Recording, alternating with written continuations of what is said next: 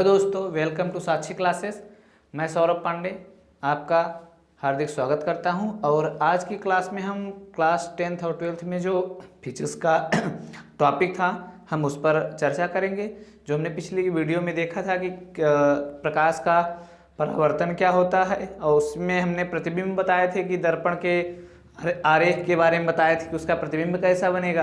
तो भैया अब हम कुछ नया टॉपिक क्या है कि जो प्रकाश का अपवर्तन है, क्योंकि क्लास 10th में देखो वीडियो हम लंबा नहीं करेंगे, लेकिन बोर्ड एग्जाम को ध्यान में रखते हुए बता दें आपको कि क्लास 10th में 12-13 नंबर आते हैं प्रकाश से। अगर आप प्रकाश को अच्छे से कवर कर लेंगे तो निश्चित तौर पर 12 नंबर आपका कहीं नहीं गया है। लगभग जो अभी डिस्क्रिप्शन में वीडियो डाली गई है 4-5 वीडियो है, आप पूरा देख लीजिए। कोई भी आधे घंटे से अधिक की वीडियो नहीं है, तो उससे आपको काफ़ी हेल्पफुल होगा और सभी इसमें कवर हो जाएंगे। हाँ, एक हम न्यूमेरिकल पर अभी बना रहे हैं, वो अगर जैसे पूरा हो जाएगा उसको हम तुरंत वीडियो अपलोड कर देंगे, तो आप इसको जरूर देखिए। और अब टॉपिक क्या है कि प्रकाश का अपवर्तन क्या होता है, प्रकाश का अपवर्तन, तो हम इस पर चर्चा करेंगे। प्रकाश का अपवर्तन इंग्लिश में से क्या कहते हैं भैया? रिफ्रैक्शन। क्या कहते हैं? Refraction of light. अब इसकी परिभाषा क्या होती है कि जब प्रकाश, क्या भैया, जब प्रकाश किसी माध्यम में, एक माध्यम से दूसरे माध्यम में, ना ऐसा समझ लो, जब प्रकाश किसी एक माध्यम से दूसरे माध्यम में प्रवेश करता है तो एक पृथककारी पृष्ठ होता है, एक पृथककारी पृष्ठ होता है। जब वहां से पृष्ठ पर से प्रकाश अपने मार्ग से विचलित हो जाता है, प्रकाश अपने मार्ग से विचलित हो जाता है, तो यहाँ जो विचलन की घटना होती है इसी को ही प्रकाश का अपवर्तन कहते हैं। क्या कहते हैं? प्रकाश का अपवर्तन कहते हैं। अब जैसे इसमें समझ लो, परिभाषा इसकी अगर हम लिखना हो तो क्या लिखेंगे कि जब प्रकाश किसी एक माध्यम से दूसरे माध्यम में प्रवेश करती है, किसी एक माध्यम से दूसरे माध्यम में प्रवेश करती है, तो दोनों माध्यमों में पृथककारी पृष्ठ पर क्या करती है, जो पृथककारी पृष्ठ होती है वहां पर वे अपने मार्ग से विचलित हो जाती है। यह विचलन की घटना प्रकाश का अपवर्तन कहलाती है। अब इसको हम लिख देते हैं, आप समझ लीजिएगा इसको अच्छे से। क्या लिखेंगे कि जब प्रकाश किसी एक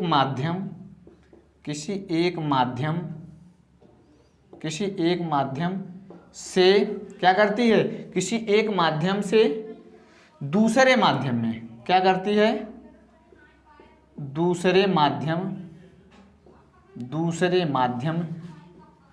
में प्रवेश करती है। क्या करती है? प्रवेश करती है। तो दोनों माध्यमों क्या लिखेंगे? दोनों जो माध्यम होते हैं उस पर क्या करती है, दोनों माध्यमों के पृष्ठ, कैसा पृष्ठ होता है? पृथककारी। दोनों माध्यमों के पृष्ठ, जो पृथककारी पृष्ठ होता है ना भैया, पर वे अपने मार्ग से विचलित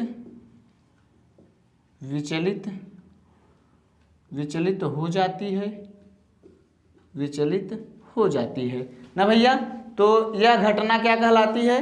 तो यह घटना कहलाती है प्रकाश का अपवर्तन। क्या कहलाती है? तो यह घटना प्रकाश का अपवर्तन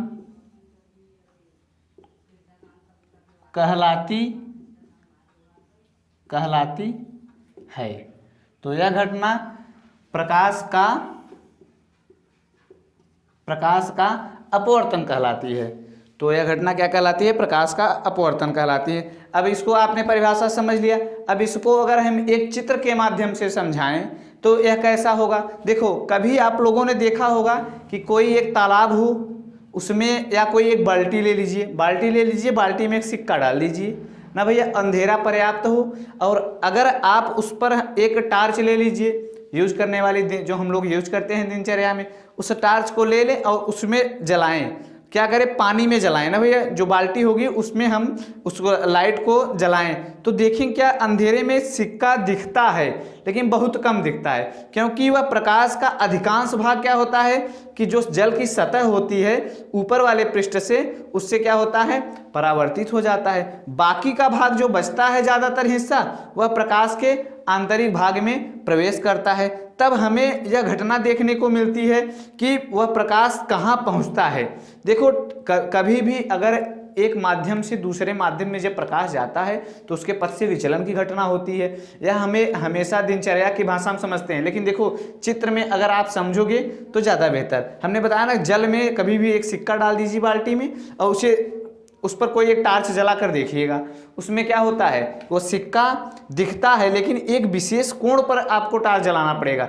जैसे आप समझ लीजिए सिक्का वहीं पर है, वहीं टार्च जलाएंगे तो ज़्यादातर हिस्सा क्या होता है, बाहर चला जाता है। तो अब देखो इसके लिए एक चित्र हम समझाते हैं आपको। अब देखो मान लो कोई ये सरफेस हो गया ना भैया, अब यह कोई पृष्ठ हो गया। अब पृष्ठ हो गया और इस पर कैसा, ऊपर वाला जो माध्यम है, यह जो माध्यम है यह पहला माध्यम है। अब यह मान लीजिए कि ऊपर हवा है, कैसा माध्यम है, हवा है। नीचे कैसा माध्यम होगा, देखो इसे हम मार्कर चेंज कर देते हैं ना, कलर आपको तब ज़्यादा क्लियरेंस होगा। यह नीचे कैसा माध्यम है, जल है, कैसा माध्यम है, जल है। अब देखो दोनों माध्यम अलग अलग हो गए, यह हवा का माध्यम है, या ऐसा मान लीजिए कि यहाँ पर जो पृष्ठ होगा, यहाँ पर नीचे सब जल भरा गया है ना भैया, यहाँ पर क्या है, जल है, नीचे पूरा पूरा जल से भरा हुआ है और ऊपर का क्या है, खाली स्थान है। ऊपर कैसा स्थान है, खाली स्थान है। अब कोई टार्च जलाया जाए, कोई टार्च को आपतित किया जाए।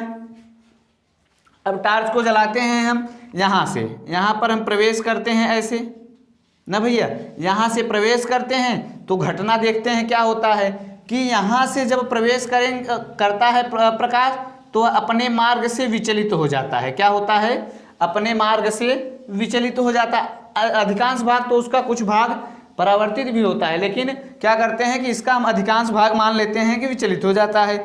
अब इसमें हम एक, इसके पहले परावर्तन वाले में बताए थे, यहाँ पर एक काल्पनिक अभिलंब खींचते हैं, जो यह पृथककारी पृष्ठ होता है, यहाँ पर एक इसके हम लंबवत एक क्या खींचते हैं, अभिलंब खींचते हैं, इसे अभिलंब कहते हैं ना भैया, इसे क्या कहते हैं, अभिलंब कहते हैं। अब देखो यह जो प्रकाश की किरण आई इसे क्या कहते हैं, आपतित किरण। क्या कहते हैं, आपतित किरण। अच्छा हमने बताया था आपको, हमने क्या बताया था भैया, हमने बताया था कि यहाँ पर जो कोण बनता है हमेशा अभिलंब से सटा हुआ, यह आपतन कोण होता है। क्या होता है, आपतन कोण होता है। और यहाँ पर जो कोण बनता है नीचे, वह क्या कोण होता है, अपवर्तन कोण। कौन सा कोण, अपवर्तन कोण होता है। और यह जो किरण आती है प्रकाश की, यह कौन सी किरण आती है, यह आती है अपवर्तित किरण। कौन सी किरण, अपवर्तित किरण। यहाँ पर अभिलंब और यह, अब कैसा माध्यम है, यह माध्यम नीचे वाला सघन है। देखो जल के अणु एक दूसरे के बहुत लगभग पास होते हैं। और क्या होता है कि जो ऊपर वाला माध्यम होता है यह कैसा माध्यम है, विरल माध्यम है। अब इसमें क्या होता है, एक नियम और कि जब प्रकाश, क्या कि जब प्रकाश किसी विरल माध्यम से क्या करता है, विरल माध्यम से सघन माध्यम में प्रवेश करता है तो वह क्या करता है भैया, अभिलंब की ओर मुड़ जाता है, अभिलंब की ओर झुक जाता है। क्या, सुन लीजिए एक बार और नोट कर लीजिए कि जब प्रकाश विरल माध्यम से सघन माध्यम में प्रवेश करता है तो वह क्या होता है, इस अभिलंब की ओर झुक जाता है। अब इसी के विपरीत में कि ऐसा कोई सरफेस बना लीजिए, कैसा भैया, देखो चित्रानुसार यहाँ समझ लीजिएगा, एकदम चित्र में कन्फर्म हो पाएगा कि ऊपर मान लीजिए कोई जल वाला माध्यम है, ऊपर ऊपर कैसा माध्यम है, जल वाला, और नीचे कैसा माध्यम है, हवा, हवा है, कुछ भी है जिसके अणु आपस में एक दूसरे से दूर दूर हो। अब वहां पर क्या होता है कि कोई प्रकाश की किरण आई ऐसे ना भैया, कोई प्रकाश की किरण आप प्रवेश किया और यहाँ पर एक अभिलंब हम खींच देते हैं पहले से। अब यहाँ पर आने के बाद क्या होगी कि यह अभिलंब से और दूर हटेगी, क्या होगी, और दूर हटेगी। अब देखो यह जो किरण आई यहाँ एक कैसा माध्यम है, ऊपर जल भरा हुआ है, ऐसा समझ लो, ऊपर जल भरा हुआ है और नीचे कैसा माध्यम है, नीचे हवा है, कैसा माध्यम है, हवा है। हवा में जो कण होते हैं इसे क्या कहते हैं, यह कैसा माध्यम होगा, यह सघन माध्यम है, और यह कैसा माध्यम है, विरल माध्यम है ना भैया। यह क्या है, रेयर है और यह डेंसर है ना, क्या कहते हैं इसे, रेयर और डेंसर कहते हैं। अब इसमें बात आती है क्या कि यहां पर जो कोण बनता है इसे क्या कहते हैं, अपवर्तन कोण ना भैया, और यहां पर जो कोण बनता है आपतन कोण। अच्छा, कोण हमेशा अभिलंब से सटा हुआ बनता है, यह बात हमेशा नोट करना आप। और यह जो किरण आती है इसे क्या कहते हैं, आपतित किरण, क्या कहते हैं, आपतित किरण, या इसे क्या कहते हैं, आपतित किरण, इसे क्या कहते हैं, अपवर्तित किरण। अच्छा, अब इसमें बात आती है समझने वाली, इसे अभिलंब कहते हैं। अच्छा, हम यहाँ पर इसमें अभिलंब लिखे, इसमें यहाँ पर, तो कंफ्यूज मत होना, यह यन मान लो, यह यन डैश मान लो ना भैया, यह यन है और यह यन डैश है, क्योंकि यह अभिलंब हमने बताया था इसके पहले वाले भी वीडियो में, इसमें भी कि क्या होता है। अब देखो इसमें दूसरी परिभाषा इसका क्या होगा कि जब प्रकाश किसी सघन माध्यम से विरल माध्यम में प्रवेश करती है तो क्या करती है, अपन अभिलंब से दूर हटती है। और इसमें क्या होता है, जब प्रकाश किसी विरल माध्यम से सघन माध्यम में आती है तो अभिलंब की ओर झुक जाती है, क्या करती है, अभिलंब की ओर झुक जाती है। अब इसे ऐसा समझ लो, आप याद रखो कि जब प्रकाश कहते हैं ना बहुत घना है, क्या है, बहुत घना है, और घने में से जब कोई बाहर व्यक्ति निकलेगा तो क्या करेगा, वो तुरंत स्वतंत्र हो जाएगा, तुरंत स्वतंत्र होने के बाद फैल जाएगा। तो क्या होगा कि यहाँ पर ऊपर, यहाँ पर क्या है, प्रकाश पहले बहुत ही सघन है, अब सघन से जैसे ही बाहर आया तो अभिलंब की ओर झुकेगा, तुरंत लड़का नालायक झन्न से बाहर निकल गया। समझ में आया भैया, तुरंत क्या होता है, प्रकाश अपवर्तित होकर के अभिलंब से दूर हट जाता है, स्वाभाविक सी बात है। अब इसी तरह से इसी क्रम में इस वाले में क्या होगा, इस वाले में देखो कि जब प्रकाश, कोई लड़का है, मान लो कोई लड़का है, पहले उस पर क्या है, कोई प्रभाव नहीं है ना, कोई ये लड़का है, मान लो ये जो प्रकाश किरण है लड़का है, मान लो कोई इस पर प्रभाव नहीं है, जैसे ही उस पर घर वालों का प्रभाव पड़ता है वह सिकुड़ जाता है। या मान लो 8 तक का बच्चा है, 8-9 वाले हैं ना, और जैसे 10 आया, 10 का मतलब पानी पानी, पूरा नीचे क्या है, जल ही भरा हुआ है, जैसे ही माध्यम पाया तैसे ही वह हाथ जोड़कर अभिलंब के साथ होने का प्रयास करता है। देखो यहाँ से प्रकाश आ रहा था, स्वतंत्र होकर नहीं, स्वतंत्र होने के बाद जैसे ही इस दूसरे सतह पर टकराता है तुरंत वह अभिलंब की ओर झुक जाता है। तो आप याद कर लीजिएगा, प्रकाश जब कैसे माध्यम से, विरल माध्यम से सघन माध्यम में आता है तो वह अभिलंब की ओर झुक जाता है, और दूसरा क्या होता है, जब प्रकाश किसी सघन माध्यम से विरल माध्यम में आता है तो अभिलंब से दूर हटता है। अब यह टॉपिक हो गया कंप्लीट प्रकाश का अपवर्तन। अब इसमें जैसे आपने पढ़ा था ना प्रकाश का परावर्तन, तो परावर्तन में 2 नियम थे, तो भैया यह अपवर्तन है, यह कहाँ जी छोड़ने वाला आपका, इसमें भी 2 नियम है। अब आगे देखिए दोनों नियम क्या है ना, तो इसको आप एक बार स्क्रीनशॉट ले लीजिए, इसके बाद हम वीडियो को आगे बढ़ाते हैं। देखो अभी तक हम लोगों ने क्या सीखा, हम आपने सीखा भैया कि प्रकाश का जो अपवर्तन होता है वह अपवर्तन के बारे में हमने सीखा। अब क्या सीखेंगे कि प्रकाश का अपवर्तन के जो कारण होते हैं, यही लोग कहते हैं ना कि यह अपवर्तन का कारण क्यों होता है, कि यह ऐसी घटनाएं क्यों होती है। तो हम जानते हैं, क्या जानते हैं, हमको यह जानना चाहिए कि प्रकाश की जो घटना होती है, अपवर्तन की जो घटना होती है वह क्यों होती है, कैसे होती है, प्रश्न यही उठता है। तो इसके लिए हम क्या करेंगे, इसके लिए हम जानते हैं कि प्रकाश का जो चाल होता है वह सभी माध्यम में अलग होता है। हम आप बचपन में पढ़ते आ रहे हैं कि प्रकाश की चाल जो होती है निर्वात में 3 × 10⁸ मीटर प्रति सेकंड होती है। कभी आप लोगों ने सोचा कि प्रकाश की चाल जल में कितनी होती है?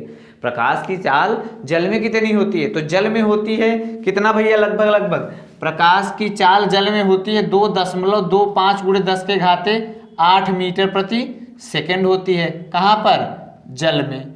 अब यह तो प्रकाश की चाल जल में हो गई। इसी तरह से प्रकाश की चाल कांच में कितनी होती है? प्रकाश की चाल कांच में कितनी होती है? कांच में भी होती है लगभग 2 × 10⁸ मीटर प्रति सेकंड। यह कहाँ पर होती है? कांच में होती है।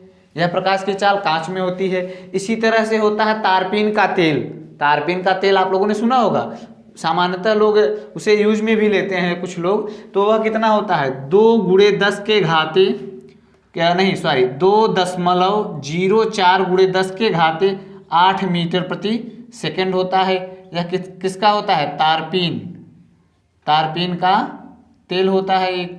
अच्छा, और क्या होता है कि प्रकाश की चाल इसी तरह से बहुत सारे हैं, जैसे उसमें होते हैं नायलॉन में, रॉक साल्ट में, रॉक पत्थर के, एक तरह के विभिन्न प्रकार की। तो यह जो अपवर्तन की घटना होती है यह इसी कारण होती है कि प्रकाश की चाल विभिन्न माध्यमों में अलग अलग होती है। अब भैया एक माध्यम में प्रकाश की चाल बहुत तेज है, दूसरे माध्यम में कम है। तो जिस माध्यम में कम होगी, जिस माध्यम में ज़्यादा होगी, तो जब वह एक दूसरे पृष्ठ आपस में मिलेंगे तो वहीं पर अपवर्तन की घटना होती है। तो यह होता है अपवर्तन का कारण। क्या अपवर्तन कारण होता है? कि प्रकाश की चाल विभिन्न माध्यमों में अलग अलग होती है। जब विभिन्न माध्यम में प्रकाश की चाल अलग होगी तो स्वाभाविक सी बात है कि उसका पथ क्या होगा? अलग हो जाएगा। और जब उसका पथ अलग हो जाएगा तो निश्चित तौर पर क्या, वहाँ पर अपवर्तन का घटना होगी, अपवर्तन की संभावित घटनाएं होंगी। अब आइए आगे हम क्या देखते हैं कि भैया अपवर्तन के नियम। अपवर्तन के नियम कौन कौन से हैं? अपवर्तन के नियम देखिए, अपवर्तन के नियम जिस तरह से हम आपने प्रकाश का परावर्तन के नियम पढ़े थे, उसी तरह से अब हम पढ़ेंगे अपवर्तन के नियम। यह हो गया, समझ में आया ना भैया? अपवर्तन का कारण क्यों होता है? क्योंकि प्रकाश जो हमने बताया अभी कि विभिन्न माध्यमों में अलग अलग चाल होती है संभवतः, इसी कारण प्रकाश का क्या होता है? अपवर्तन की घटना होती है। अपवर्तन के नियम क्या है? अपवर्तन के नियम 2 होते हैं। क्या क्या होते हैं? ध्यान से सुनिए। अपवर्तन के 2 नियम होते हैं। पहला नियम क्या है कि जो आपतित किरण होती है ना भैया, जो आपतित किरण होती है और अपवर्तित किरण और आपतन बिंदु पर खींचा गया अभिलंब तीनों एक ही तल पर होते हैं। फिर से सुन लीजिए, पहला नियम क्या है? आपतित किरण और क्या होता है? अपवर्तित किरण और आपतन बिंदु पर खींचा गया अभिलंब तीनों एक ही तल पे होते हैं। अब अगर इसे लिखना होगा तो आप सुनकर लिख लीजिए, नहीं तो वीडियो बहुत लंबा होगा अगर हम लिखेंगे तो। फिर से एक बार सुन लीजिए, उसमें क्या है भैया? पहला नियम, आपतित किरण, अपवर्तित किरण और आपतन बिंदु पर खींचा गया अभिलंब तीनों एक ही तल में स्थित होते हैं। वही परावर्तन वाली वीडियो आप लोग देख लेना, उसी में है। अब क्या होता है? दूसरा नियम, इसका महत्वपूर्ण दूसरा नियम ही है, इसका महत्वपूर्ण दूसरा नियम ही है। इस पर सवाल भी बहुत से लगते हैं ना भैया, प्रश्न भी बहुत आते हैं। इसका दूसरा नियम क्या है कि जो अपवर्तन कोण ना, अब जो देखो हम यहाँ पर ऐसे चित्र के माध्यम से समझाएंगे दूसरा वाला नियम कि ऐसे होता है, ऐसे कोई एक मान लीजिए कोई माध्यम से, किसी एक माध्यम से, पहला माध्यम और दूसरा माध्यम से कोई प्रकाश किरण आई, यहाँ पर कोण बनता था आई और यहाँ पर कोण बनता था आर। अब इसमें क्या कहते हैं? दूसरा नियम क्या कहता है कि जो इसकी जा होती है, अपवर्तन कोण की जा और क्या होती है? अपवर्तन कोण की जा नहीं, आपतन कोण की जा और अपवर्तन कोण की जा के अनुपात का क्या कहते हैं? नियत होती है। यह क्या होती है? नियत होती है। यह एक पूरी तरह से नियत होती है। वही इसका नियम होता है दूसरा, जिसे हम लोग कहते हैं साइन आई बटे साइन आर ना भैया, साइन आई बटे साइन आर। यह कोई एक नियतांक होता है जिसे हम n से प्रदर्शित करते हैं। अब इसे कहते हैं स्नेल का नियम। क्या कहते हैं? स्नेल का नियम। अच्छा, अब प्रश्न आता है कि हम लोग बहुत पहले से पढ़ते आ रहे हैं साइन आई बटे sine r equal to Snell आता है, स्नेल का नियम। अब स्नेल कौन थे? अच्छा हाँ, स्नेल एक जो थे डच, आप लोग जानते हो पश्चिमी यूरोप है, महाद्वीपों में से एक यूरोप महाद्वीप है, जिसमें से पश्चिमी यूरोप है। वहाँ पर एक है, समझ लीजिए, नीदरलैंड ना भैया, नीदरलैंड डच में है लगभग, डच, हाँ नीदरलैंड के समथिंग में डच है, ऐसा समझ लीजिए। तो वहाँ पर उन्होंने इसका, वो वहीं के थे, स्नेल वहीं के थे। उनका पूरा नाम क्या था? विलेब्राड स्नेलियस। क्या था? विलेब्राड स्नेलियस ना। अब इनका जन्म जो हुआ था, इनका जन्म लगभग 1580 के आसपास हुआ था। 1580 के आसपास हुआ था। किसका जन्म? स्नेल का ना। शॉर्टकट में इसे विलेब्राड स्नेलियस, इतना लंबा नाम अपने यहाँ होता तो नाम कह देते, कह रहे फलाने नाम, ये नाम छोटू मोटू कर देते, लेकिन यहाँ पर क्या नाम है? यहाँ पर उन्होंने बताया कि नहीं, उनका नाम बहुत बड़ा है, विलेब्राड स्नेलियस। अपने यहाँ भारत में होते तो बता देते, अरे उनका नाम है ये, उनका नाम है, बहुत सारे नाम ले सकते हैं। अब देखो, अब इनका जन्म हुआ था 1580 में।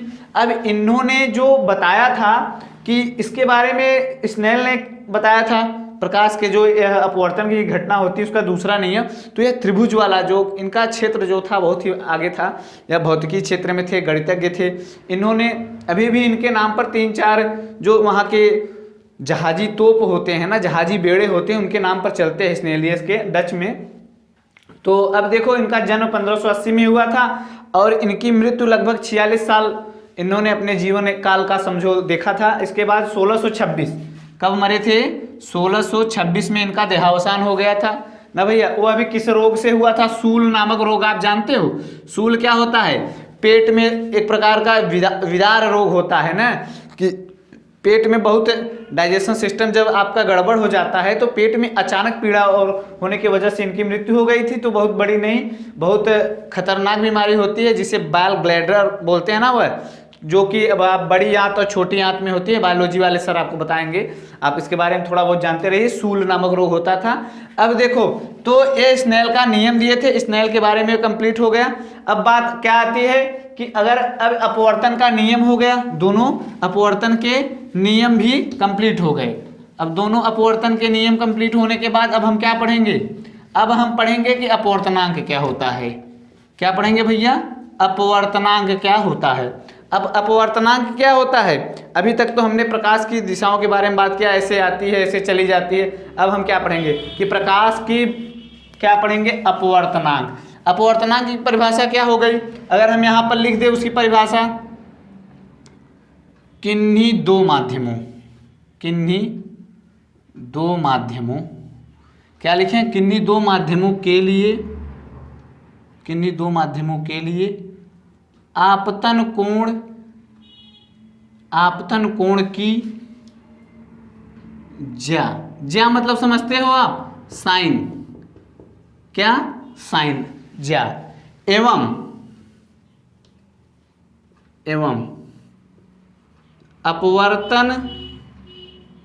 अपवर्तन कोण की ज्या मतलब साइन ही ना भैया। अपवर्तन कोण की ज्या के अनुपात को अपवर्तनांक कहते हैं। अपवर्तनांक क्या कहते हैं? अपवर्तनांक कहते हैं। अब इसका एक रफली ऐसे समझ लो, अपने दिमाग में सेट कर लो कि अपवर्तनांक वह नंबर होता है, वह इंडेक्स कहते हैं ना इसे, रिफ्रैक्टिव इंडेक्स। यह होता क्या है कि जब प्रकाश किसी माध्यम में आती है तो वह कितना क्षेत्र फैलती है, वह कितना दिशा में बेंड होती है, वही जो झुकाव होता है उसके बारे में यह अपवर्तनांक जानकारी देता है। अपवर्तन मतलब क्या समझे कि प्रकाश की अपवर्तन घटना, तो उसके बारे में जो अंकों में व्यक्त करके जानकारी दे। या तो हमने कह दिया कि प्रकाश आती है सघन माध्यम से विरल माध्यम में, विरल माध्यम से सघन माध्यम में, एक माध्यम में अभिलंब से दूर हटती है, दूसरे माध्यम में अभिलंब के पास झुकती है। तो यह घटना तो स्वाभाविक सी बात है होती है, लेकिन यह किसी एक अंकों में प्रदर्शित करना। अगर हम इसको तोड़ देंगे अपवर्तनांक तो क्या होगा? अपवर्तन प्लस अंक।